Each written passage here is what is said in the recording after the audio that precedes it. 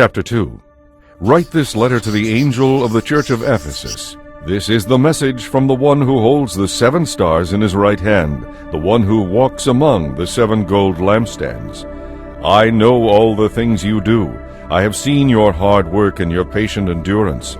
I know you don't tolerate evil people. You have examined the claims of those who say they are apostles but are not. You have discovered they are liars. You have patiently suffered for me without quitting. But I have this complaint against you. You don't love me or each other as you did at first. Look how far you have fallen from your first love. Turn back to me again and work as you did at first. If you don't, I will come and remove your lampstand from its place among the churches. But there is this about you that is good.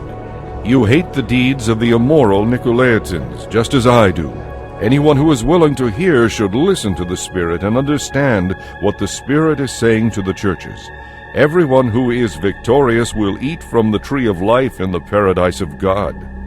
Write this letter to the angel of the church in Smyrna. This is the message from the one who is the first and the last, who died and is alive. I know about your suffering and your poverty, but you are rich. I know the slander of those opposing you. They say they are Jews, but they really aren't, because theirs is a synagogue of Satan.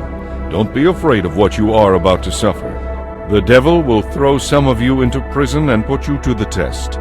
You will be persecuted for 10 days. Remain faithful, even when facing death, and I will give you the crown of life. Anyone who is willing to hear should listen to the Spirit. Understand what the Spirit is saying to the churches. Whoever is victorious will not be hurt by the second death. Write this letter to the angel of the church of Pergamum. This is the message from the one who has a sharp, two-edged sword. I know that you live in the city where that great throne of Satan is located, and yet you have remained loyal to me, and you refuse to deny me even when Antipas, my faithful witness, was martyred among you by Satan's followers. And yet I have a few complaints against you. You tolerate some among you who are like Balaam, who showed Balak how to trip up the people of Israel.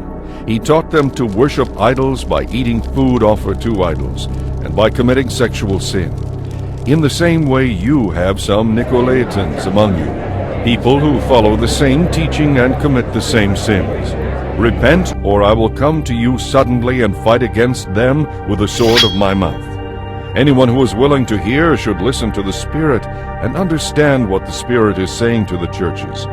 Everyone who is victorious will eat of the manna that has been hidden away in heaven.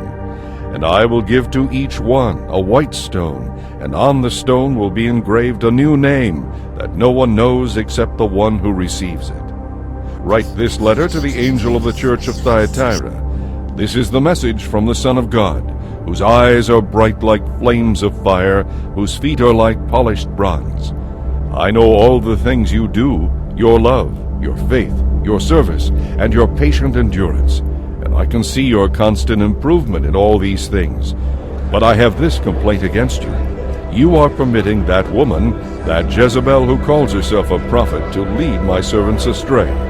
She is encouraging them to worship idols, eat food offered to idols, and commit sexual sin. I gave her time to repent, but she would not turn away from her immorality.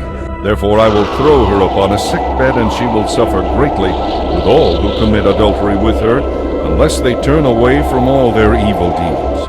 I will strike her children dead, and all the churches will know that I am the one who searches out the thoughts and intentions of every person. And I will give to each of you whatever you deserve. But I also have a message for the rest of you in Thyatira who have not followed this false teaching. Deeper truths, as they call them, depths of Satan, really.